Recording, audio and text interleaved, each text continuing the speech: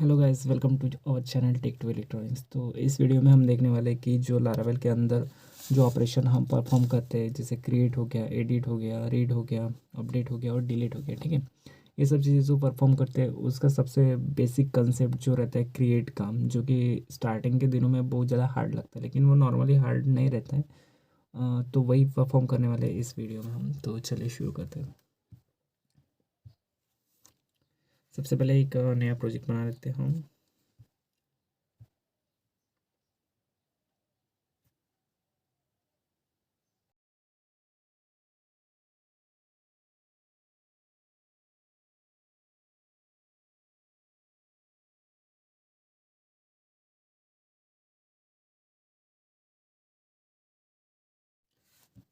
नया प्रोजेक्ट बनाने के लिए सबसे पहले जो हमारी कमांड होती है कि composer create project Laravel slash Laravel और प्रोजेक्ट का नाम, जैसे कि मान लीजिए हमने सबसे पहले कर रहे बेसिक वाला, तो बेसिक फॉर्म रख देता हूँ मैं, प्रोजेक्ट का नाम और एंटर।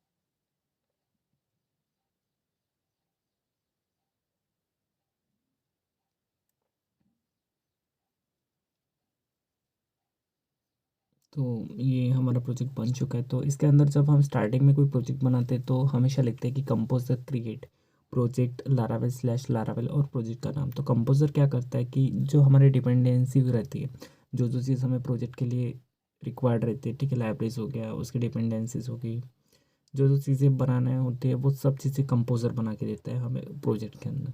इसलिए हमें लिखा जाता है कि composer create project Laravel Laravel और प्रोजेक्ट का नाम। तो इसी के साथ चलिए यहाँ पे चेंज डायरेक्टरी करते हैं, चेंज डायरेक्टरी CD नाम लिख के, और यहाँ पे लिखा जाता है प्रोजेक्ट का नाम, जैसे मैंने लिखा था बेसिक फॉर्म। ठीक है, ये अभी क्या हो गया कि बेसिक फॉर्म पे लेके गया हमें। अब बेसिक फॉर्म के अंदर हमें VS कोड ऑन करना है, तो कोड स्पेस, ओके, और तो इस तरह से हमारा VS कोड ऑन हो जाएगा। अभी सबसे पहला काम होता है कि ENV कनेक्शन करना होता है हमें डेटाबेस के साथ, मतलब डेटाबेस इसके साथ ज्वाइन करना होता है। तो उसके लिए ये जो लारावेल ENV फाइल में आएंगे और ये जो लारावेल लिखा है इसको कुछ इस तरह से लिख देते हैं, बेसिक फॉर्म। नॉर्मल तो जो हमारे प्रोजेक्ट का नाम होता है वही लिखते हैं आइडेंटिफाई करने के लिए, नॉर्मल लिखते हैं, कुछ भी लिख सकते हैं, ऐसा कुछ दिक्कत नहीं है इसमें। ठीक है, मैंने लिखा है बेसिक फॉर्म, इसको कॉपी कर लूँगा और मैं चला जाऊँगा जैम्प में। ठीक है, जैम्प सर्च, यहाँ से एडमिन। अगर आपका ऑफ होगा जैम तो उसको सबसे पहले स्टार्ट कीजिए, मेरा तो हमेशा ऑन ही रहता है।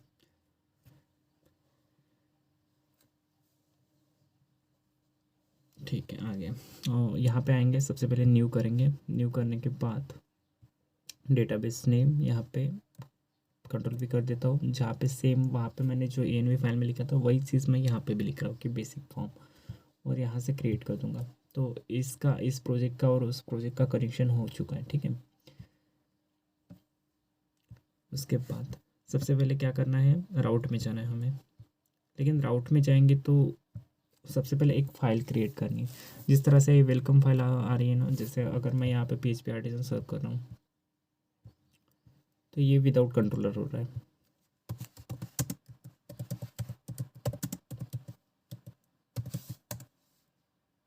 अगर मैं इस तरह से ये ऑन करता हूँ तो यहाँ पे एक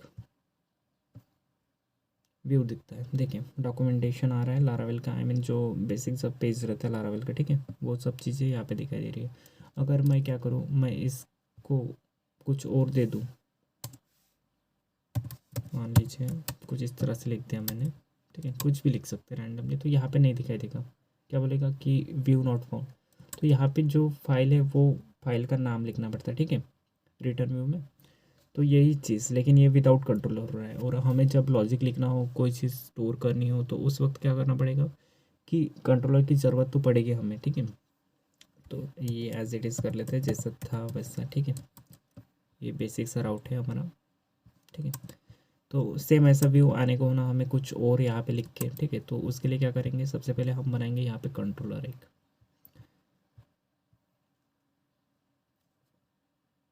PHP artisan make controller, okay. और कंट्रोलर का नाम पहला कैपिटल मैं लिख देता हूँ, फॉर्म कंट्रोलर। तो कुछ इस तरह से फॉर्म बन चुका है हमारा फॉर्म कंट्रोलर। चेक कहाँ करेंगे, ऐप में जाएंगे, HTTP में जाएंगे,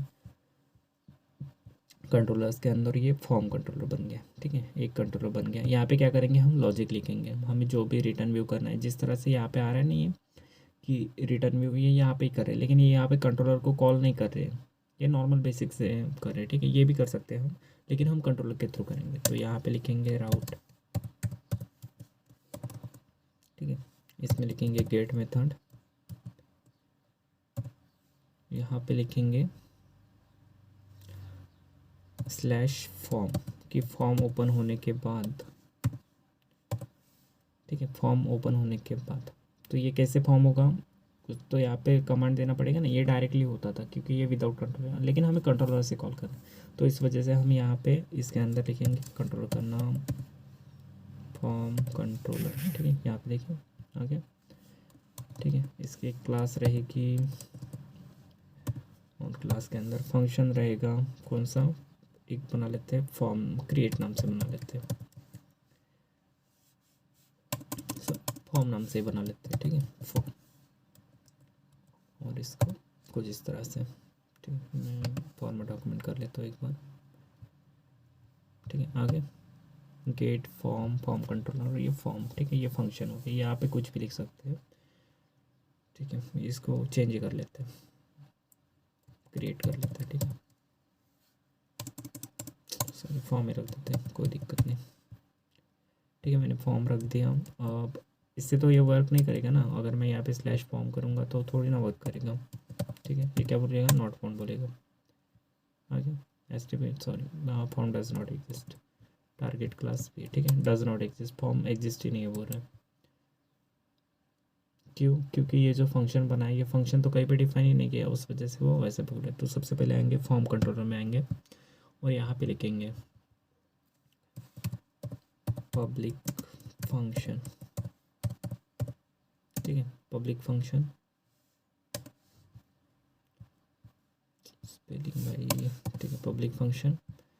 और यहाँ पे जो फॉर्म लिखा है हमने ये वाला, ठीक है, ये वाला नहीं, ये वाला जो है फंक्शन लिखा है, यही फंक्शन, ठीक है, फॉर्म कंट्रोलर में आएंगे और यहाँ पे लिखेंगे, ठीक है, फॉर्म इस तरह से, वही सेम वहाँ पे जो लिखा है वही, ठीक है। उसको कुछ इस तरह से, ठीक है, करली ब्रेसेस देंगे और इसके अंदर लिखेंगे, क्या लिखेंगे, इसके अंदर कैसे लिखा था, रिटर्न व्यू, ठीक है। यही चीज़ हमें वहाँ पे भी लिखना है, मैं कॉपी कर लेता हूँ, आप हाथ से भी लिख सकते हो, ठीक है।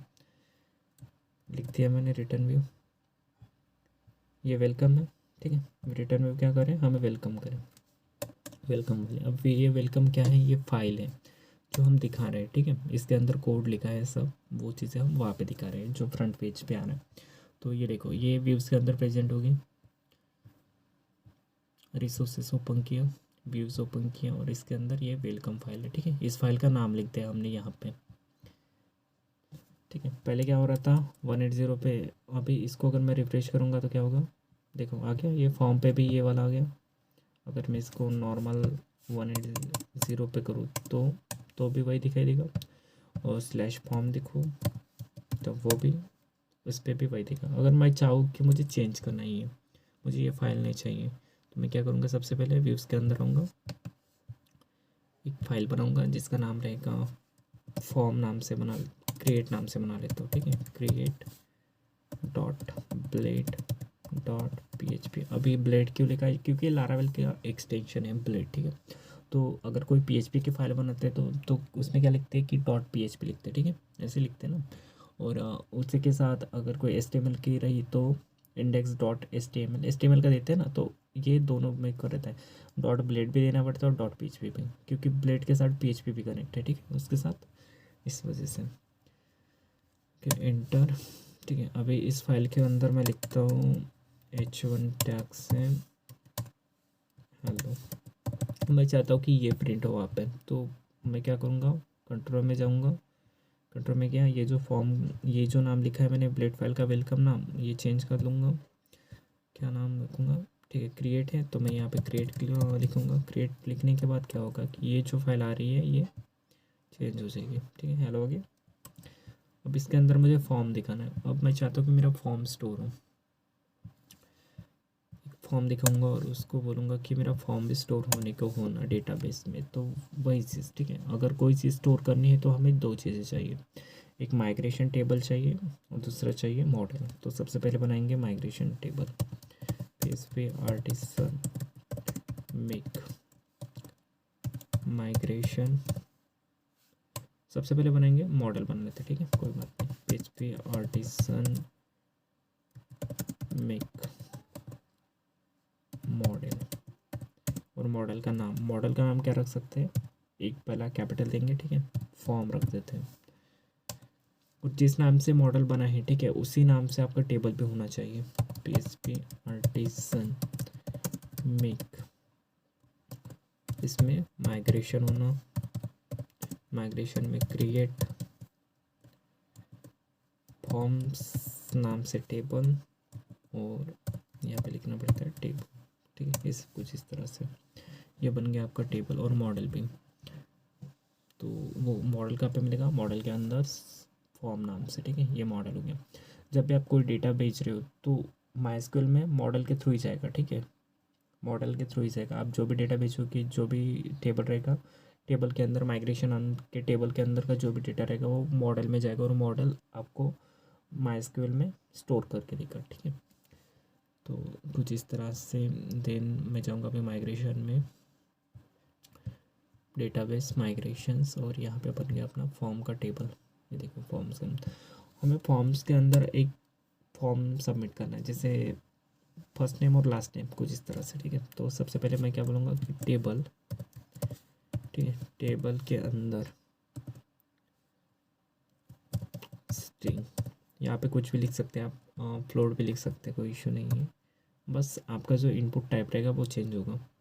मैं इसमें लिख दूँगा फील्ड मेरी नेम चाहिए मुझे, क्योंकि कॉलम रहता है, ठीक है, ये कॉलम का नाम लिख दूँगा। मैं इसको फिर से कॉपी कर रहा हूँ, नेम, ठीक, इसको एफ नेम कर देता हूँ और इसको यल नेम कर देता हूँ, फर्स्ट नेम और यल नेम, ठीक है। अब ये दो चीज़ें हमें, इसके बाद क्या करना पड़ता है कि ये दो चीज़ें माइग्रेट करना पड़ता है। माइग्रेट करने से क्या होता है कि मान लीजिए MySQL में आ गया मैं, ठीक है, मैंने बनाया ये बेसिक फॉर्म का, लेकिन इसके अंदर कुछ भी नहीं आया। क्यों नहीं आया, क्योंकि इसको मैंने माइग्रेट नहीं किया। अब जैसे मैं माइग्रेट करूँगा तो मेरे एक फील्ड आ जाएगी इस नाम से, फॉर्म्स नाम से, ठीक है, PHP आर्टिसन, फील्ड देने के बाद माइग्रेट करने का, ठीक है, माइग्रेट, माइग्रेट कर लिया। अब इसके अंदर कुछ फील्ड्स आ जाएंगे, कुछ टेबल्स आ जाएंगे। ये देखो आ गया फॉर्म्स नाम से, यूजर्स का भी आ गया। बाय डिफ़ॉल्ट जो रहता है हमने बनाया फॉर्म्स, तो फॉर्म्स नाम का आ गया यहाँ पे। और यहाँ पे लिखा है ये अपने नेम और रियल नेम, ठीक है। ये क्रिएटेड, अपडेटेड, ऐड, आईडी ये बाय डिफ़ॉल्ट रहते हैं। आईडी जो रहती है ऑटो इंक्रीमेंट रहती है, और ये क्रिएटेड अपडेट ये बाय डिफ़ॉल्ट रहता है ये, ठीक है। अब इस चीज़ को स्टोर करना है जो भी हमने लिखा है। हम किसी को रिक्वेस्ट करेंगे कि हमें ये अपने नेम भी दे दो, ये अपने मीन्स दैट फर्स्ट नेम और लास्ट नेम दे दो, ठीक है। तो वो जब स्टोर करेगा तो उस वो डेटा हमें माइस्क्यूएल टेबल में स्टोर होने को होना, तो उसके लिए क्या कर सकते हैं, ठीक है। माइग्रेट कर दिया, इतना काम हो गया। अब हम आएंगे कंट्रोलर में और यहाँ पे लॉजिक लिखेंगे, ठीक है। लॉजिक लिखने से पहले एक राउट बनाएंगे कि यहाँ पे तो फॉर्म हमारा आ जाएगा, ठीक है। सबसे पहले फॉर्म बना लेते हैं। तो फॉर्म बनाने के लिए हम बेसिक सा भी यूज़ कर सकते हैं, लेकिन मैं बूटस्ट्रैप का यूज़ करना चाहूँगा, ठीक है। मैं यहाँ पे आ गया और यहाँ पे लिखूँगा W3 स्कूल बूटस्ट्रैप फॉर्म,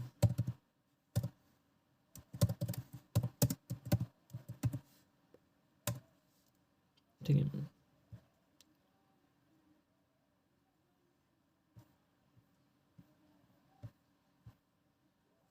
एक काम करते हैं, बना ही लेते हैं, ठीक है। मैं आ गया क्रिएट में और यहाँ पे लिखूँगा लेबल, ठीक है। लेबल फॉर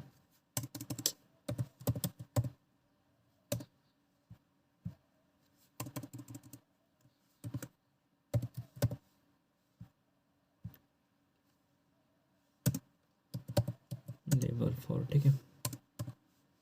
किसके लिए चाहिए, एप नेम के लिए चाहिए।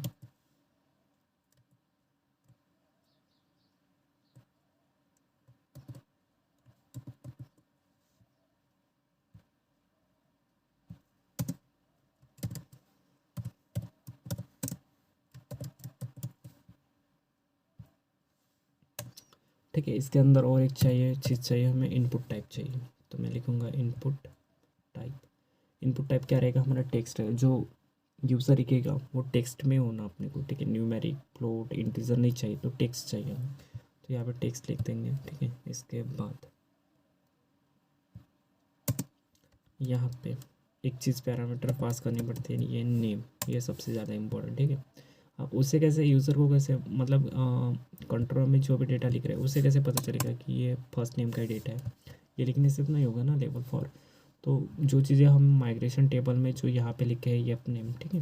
यही चीज़ सेम चीज़ हमें लिखनी पड़ती है टेबल के अंदर। जब इनपुट टाइप लिखते हैं ना वहाँ पे नेम लिखना पड़ता है, ठीक है। ये कंपलसरी होता है, इसके बिना तो वो डेटा ही नहीं जाएगा अपने माइस्क्यूएल टेबल में, ठीक। और नेम यहाँ पे डाल देंगे ये अपने कंट्रोल V, ठीक है। पर्टिकुलर प्लेस के लिए कि वहाँ पे जो लिखा है वही चीज़ हमने वहाँ पे लिखी है, ये अपने, ठीक है। इसको कॉपी कर लेता हूँ मैं और एक बार, कंट्रोल C, और यहाँ पे फिर से मैं अभी यहाँ पे ये नेम लिख देता हूँ।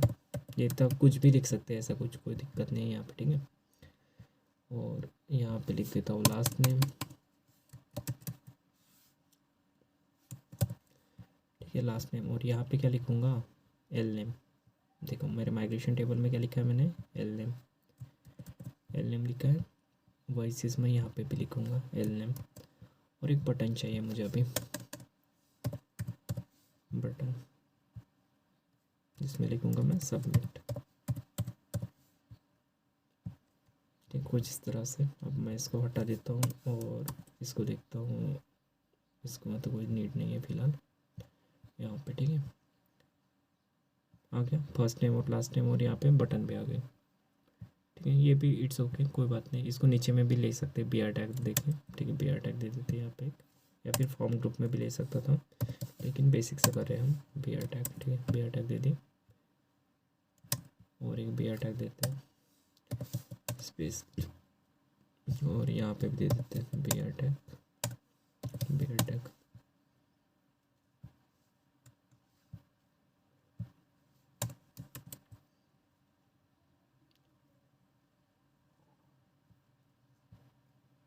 ठीक है, आ गया फर्स्ट नेम और लास्ट नेम, दो चीज़ें आ गई हैं। यहाँ पे कुछ लिख सकते हैं, लेकिन ये स्टोर नहीं होगा, ठीक है। अब ये चीज़ हमें स्टोर करनी है MySQL के अंदर, ये स्टोर नहीं होगा, तो वो कैसे करेंगे, ठीक है। ऑलमोस्ट हमारा काम यहाँ तक हो चुका है।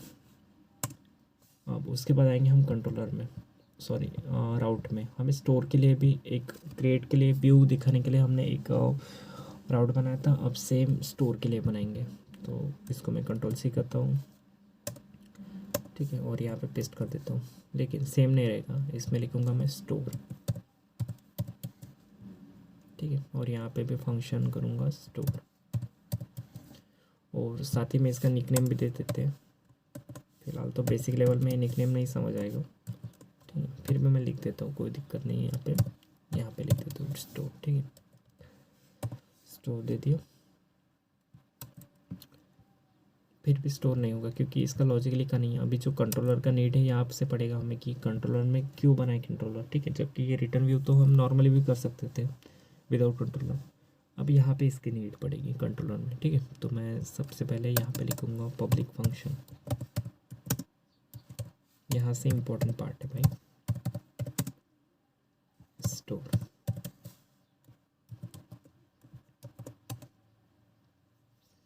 क्या स्टोर करना है हमें, सबसे पहले क्या करेंगे, इसमें एक वेरिएबल बनाएंगे, $data इज इक्वल टू, ठीक है, एक वेरिएबल बना दिया। सब हर बार क्या होगा, एक न्यू एंट्री रहेगी, ठीक है, न्यू, और यहाँ पे पास कर देंगे मॉडल का नाम, ठीक है। मॉडल का नाम क्या रखा था हमने, फॉर्म नाम रखा था, ठीक है।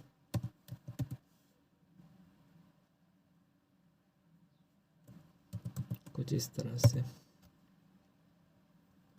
लेकिन ये क्या बोल रहा है, ऐप HTTP कंट्रोलर्स फॉर्म्स, ठीक है, अनडिफाइंड है। तो यहाँ पे क्या करना पड़ता है कि सबसे पहले use models, sorry, slash form, क्या हो रहा है भाई, गलत हो गया, थोड़ा सा इग्नोर करो।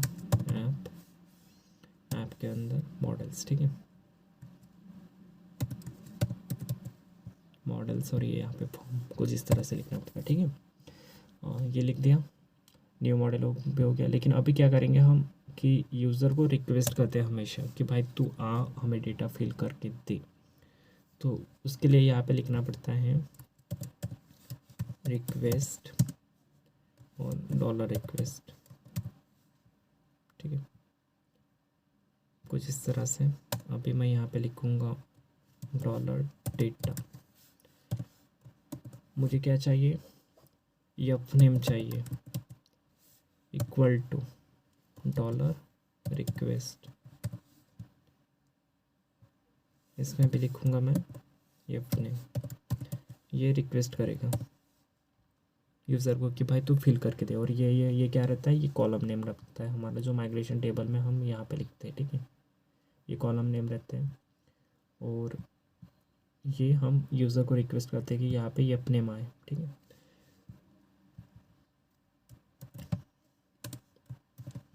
उसके बाद यहाँ पे लिखेंगे lname, और यहाँ पे भी लिखेंगे lname।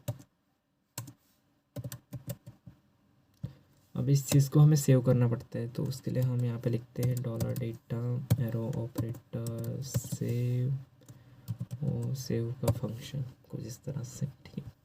ये हो गया सेव। तो इतना लॉजिक लिखना पड़ता है भाई सेव करने के लिए हमें उस चीज़ को, ठीक है। अभी ये ऑलमोस्ट हो चुका है, बस लास्ट स्टेप रह गया। अगर मैं इसको अभी सेव करूँगा, कुछ भी मान लो मैं यहाँ पे लिख देता हूँ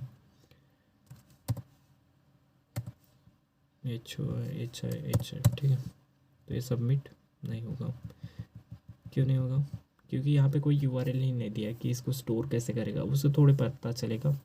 हमने यहाँ पे कौन सा फंक्शन बनाया है, स्टोर नाम का, और ये स्टोर नाम का फंक्शन कहाँ पे है, web.php के अंदर यहाँ पे, ठीक है। तो ये किससे कॉलिंग होगा, इस राउट से। अब ये राउट कहीं पे तो देना पड़ेगा कि ताकि ये कॉलिंग हो और ये स्टोर फंक्शन जाए इसके अंदर, और ये सब चीज़ें जो रिक्वेस्ट कर रहे हैं वो सेव करें, ठीक है। तो उसके लिए हम जाएंगे अपने क्रिएट ब्लेड डॉट पेज पे और यहाँ पे लिखना पड़ता है भाई फॉर्म कुछ एक्शन कर, ठीक है, फॉर्म एक्शन, कुछ इस तरह से फॉर्म एक्शन, ठीक है। और यहाँ पे पास करना पड़ता है कुछ इस तरह से राउट, राउट नहीं यूआरएल करता है, ठीक है, यूआरएल, यूआरएल के अंदर स्टोर नाम की यूआरएल, मतलब जब भी कोई आपसे क्लिक करेगा तो ये स्टोर नाम की यूआरएल से जाएगा। यूआरएल के अंदर हमने दिया है ये फंक्शन स्टोर नाम का, ये स्टोर नाम का फंक्शन फिर कंट्रोलर को कॉल करेगा और यहाँ से ये चीज़ें वो सेव कर देगा और इस मॉडल में सेव करेगा, ठीक है, फॉर्म नाम के। तो ऐसा बेसिक सा कॉन्सेप्ट यहाँ पे लगेगा। देन ठीक, और हर बार हमारी वेबसाइट सिक्योर रहे, ठीक है, इसके लिए CSRF टोकन का यूज़ किया जाता है यहाँ पे। उसके बाद इसका मेथड लिखेंगे, ठीक है। मेथड कौन सा रहता है हमारा स्टोर करने के लिए? पोस्ट रहता है, पोस्ट रहता है, ठीक है। और ये फॉर्म टैग को मैं Ctrl+X कर लेता हूँ और यहाँ पे पेस्ट कर देता हूँ, ठीक है। देन यहाँ पे लिखूँगा मैं @CSRF, @CSRF, इतना कंसेप्ट है, @CSRF, ठीक है, ये लिख दिया। अब फिर भी स्टोर होगा क्या? ठीक है, ये दिक्कत है, नहीं होगा। क्यों? क्योंकि इसमें एक सिले से मिस्टेक कर ली हमने कि जो web.php में ये राउट है, ये जो मेथड लिखी है HTTP मेथड, ये गेट मेथड लिखी है, जबकि यहाँ पे स्टोर के लिए होती है पोस्ट मेथड, पोस्ट मेथड। हाँ, अभी ये वर्क करेगा। अभी मैं क्या करता हूँ, इसको एक बार सर्व कर लेता हूँ, PHP आर्टिसन सर्व।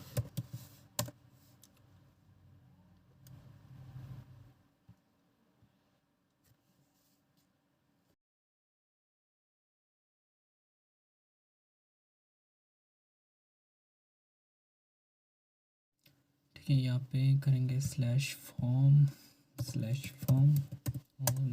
/फॉर्म पे फॉर्म बनूंगा और यहाँ पे लिखते हैं एडमिन test1 और टेस्ट और यहाँ पे भी टेस्ट, सबमिट, यार इसको स्टोर, तो ये हो गया store basic form MySQL table. यहाँ पे रिफ्रेश,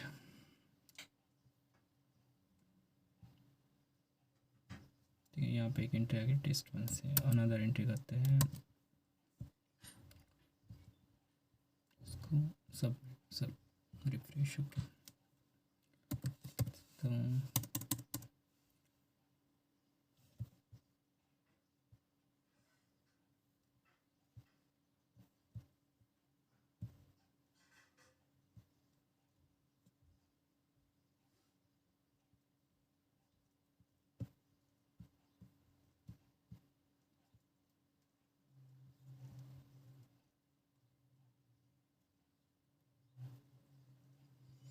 तो हम कुछ इस तरह से ये करते हैं। देन